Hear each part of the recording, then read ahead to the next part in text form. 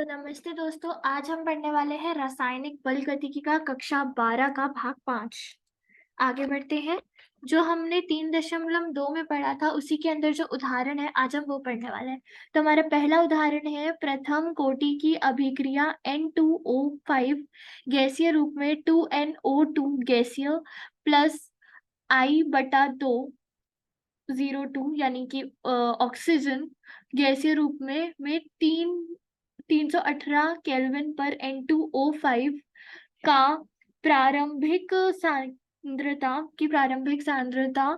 1.24 गुणा 10 - 2 मतलब उसकी घात -2 मोल लीटर पर सेकेंड थी।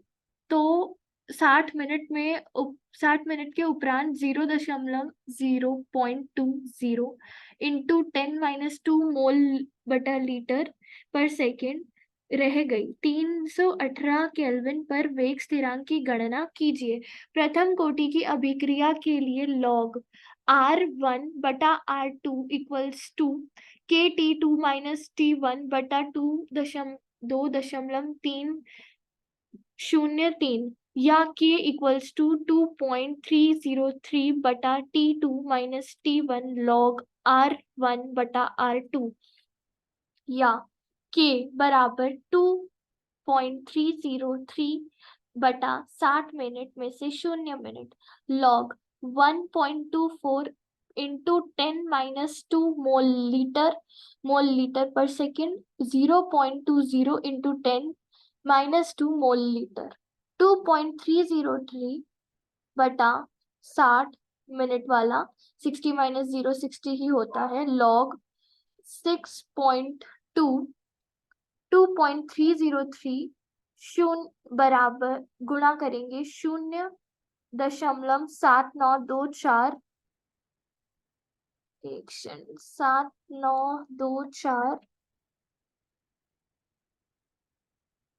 7924 मिनट या के 0.0304 मिनट। अब आगे बढ़ते हैं। या माना कि ए का प्रारंभिक दाब PT है तथा T समय पर कुल दाब PT है। ऐसी अभिक्रिया के लिए समाकलित वेग समीकरण की व्युत्पत्ति निम्न प्रकार से कर सकते हैं। कुल दाब PT बराबर PA plus PB plus PC दाब इकाइयां हैं। PA, PB एवं PC क्रमशः A, B एवं C के आंशिक दाब हैं। यदि T समय पर एक के दाब में XATM की कमी आती है तो B एवं C प्रत्येक के 1 मोल बनने पर B एवं C प्रत्येक के दाब में XATM की वृद्धि होगी। A गैसीय रूप में है, B भी और उससे बनता है B गैसीय रूप में और C गैसीय रूप में। जब समय 0 होगा PT ATM 0 ATM 0 ATM atomic molecule T समय पर PT -X होगा ATM XATM और XATM। यहाँ T 0 समय पर प्रारंभिक दाब PT होगा P बराबर PI - X plus X equals to PI plus X equals to P1 - P।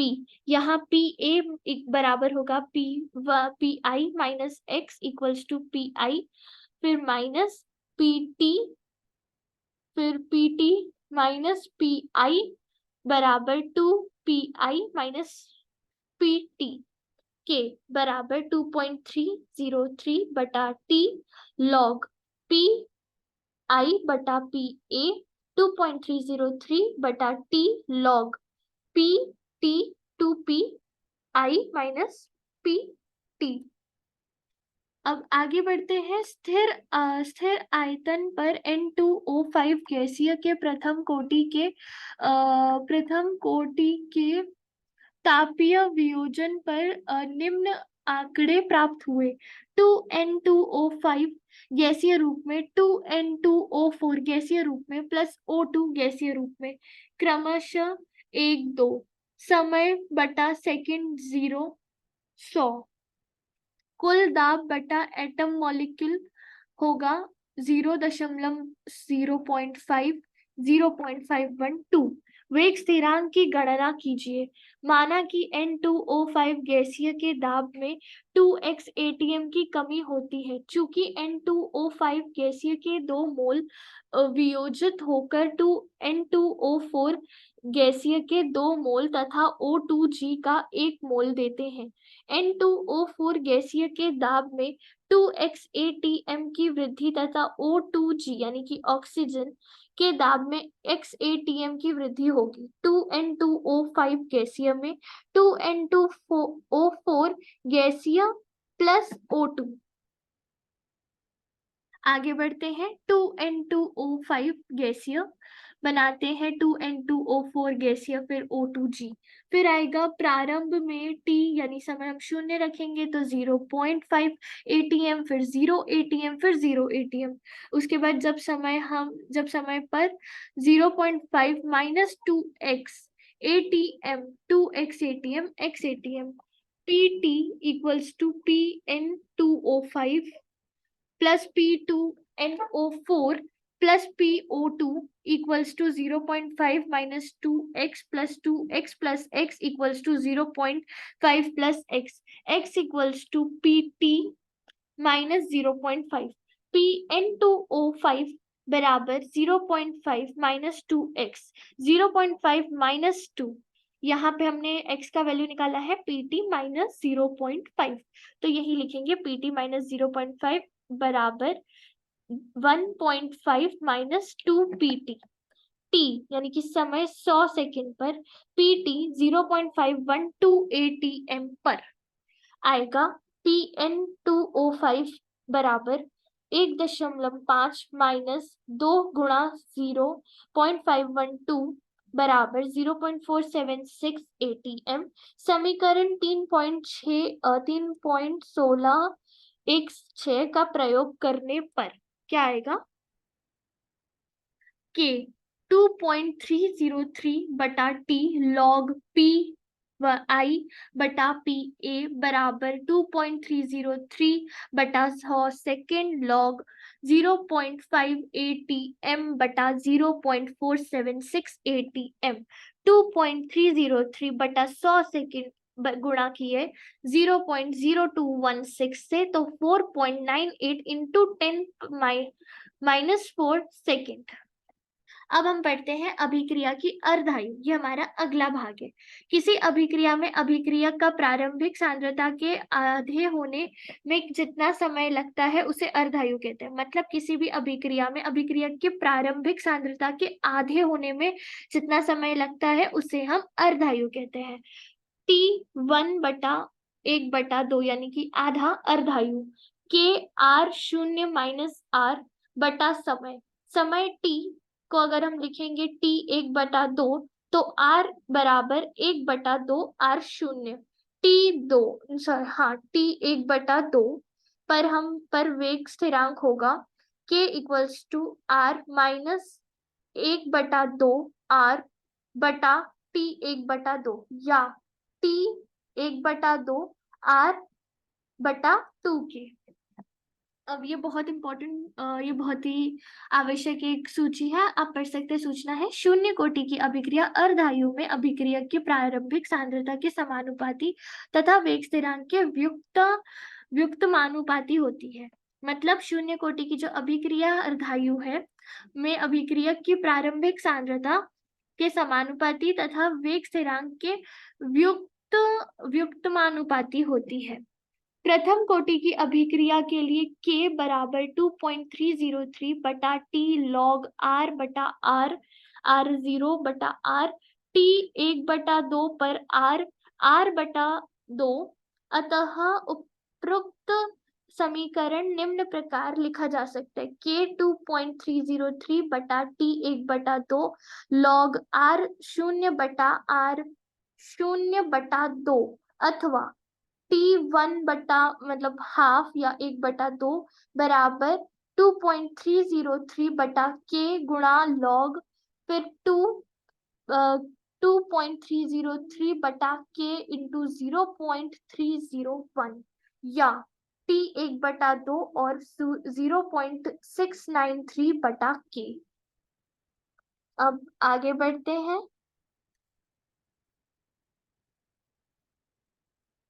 यहाँ है प्रथम कोटि की अभिक्रिया के लिए अर्धायु अभिक्रियकों की प्रारंभिक सांद्रता पर निर्भर नहीं करता। इस अभिक्रिया में अर्धायु की गणना वेग स्थिरांक में एवं वेग स्थिरांक की गणना अर्धायु से की जा सकती है। मतलब वेग स्थिरांक की गणना वेग अर्धायु से की जा सकती है। इसका मतलब ये है कि शून्य कोटि की अभिक्रिया में प्रारंभिक सांद्रता पर निर्भरता होती है, जबकि प्रथम कोटि की अभिक्रिया में अभिक्रियकों की प्रारंभिक सांद्रताओं पर निर्भर नहीं होता, अर्धायु प्रारंभिक सांद्रताओं पर निर्भर नहीं होता।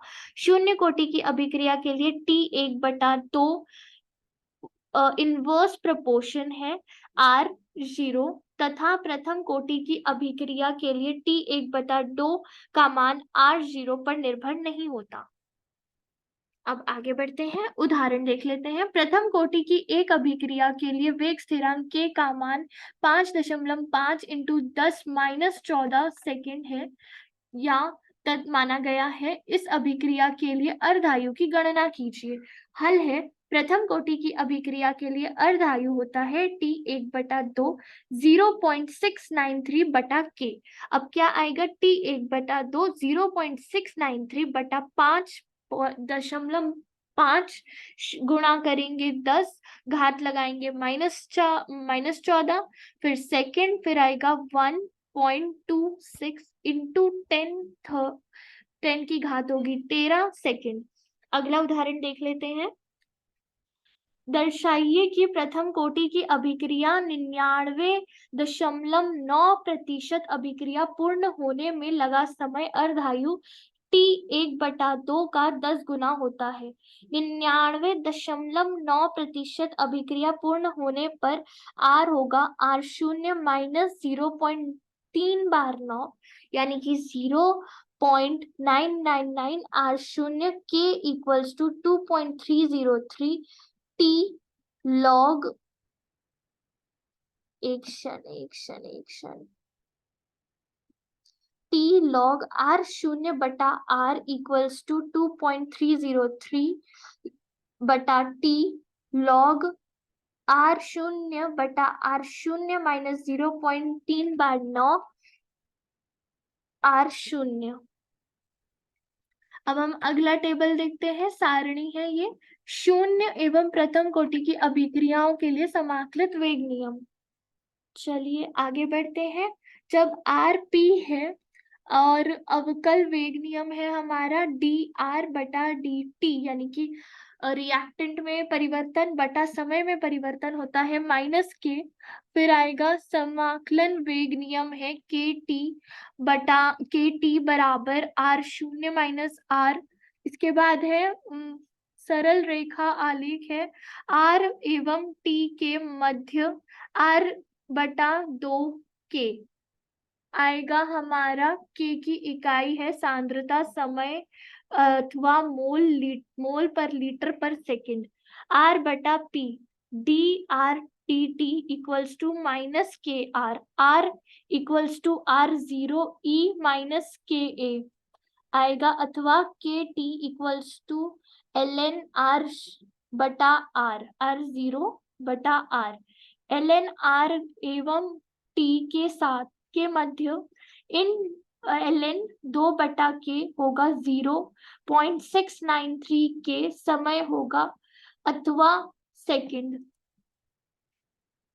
इसके बाद हम पढ़ लेते हैं अभिक्रिया जो प्रथम कोटि वेग नियम का अनुसरण तो करती है, परंतु वास्तविकता में वह उच्च कोटि की अभिक्रियाएं होती हैं। मतलब ऐसी भी अभिक्रियाएं होती हैं जो प्रथम कोटि के वेग नियम का अनुसरण करती हैं, उनको फॉलो करती हैं, पर दूसरी कोटि की अभिक्रियाएं होती हैं या द्वितीय तृतीय कोटि की अभिक्रिया होती है। उसका एक उदाहरण देख लेते हैं। 0.01 मोल एथिल एसीटेट के 10 मोल जल द्वारा जल अपघटन के प्रारंभ में समय शून्य तथा अभिक्रिया की संपन्नता समय पर विभिन्न अभिक्रियकों और उत्पादों की मात्रा दी गई है।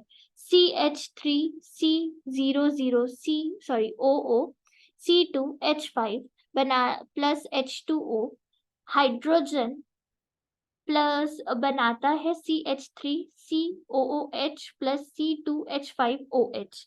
समय है शून्य 0.01 मोल, फिर 10 मोल, फिर 0 मोल, फिर 0 मोल, फिर T1 है 0 मोल, 9.99 मोल, 0.01 मोल, 0.01 मोल।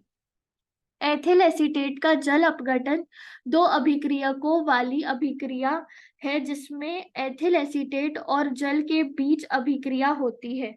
वास्तव में एथिल एसीटेट और जल दोनों की सांद्रताएं अभिक्रिया के वेग पर प्रभाव डालती है। मतलब एथिल एसीटेट और जल दोनों की सांद्रता किस पर प्रभाव डालती है? अभिक्रिया के वेग पर प्रभाव डालती है। परंतु जल अपघटन के लिए जल बहुत अधिक मात्रा में लिया जाता है, जिसके कारण अभिक्रिया में जल की सांद्रता पर बहुत कम प्रभाव पड़ता है। अतः अभिक्रिया के वेग पर केवल एथिल एसीटेट की सांद्रता में परिवर्तन का प्रभाव पड़ता है। अभिक्रिया के उपरांत जल की सांद्रता में अधिक परिवर्तन नहीं होता, अतः यह अभिक्रिया प्रथम कोटि अभिक्रिया की तरह व्यवहार करती है।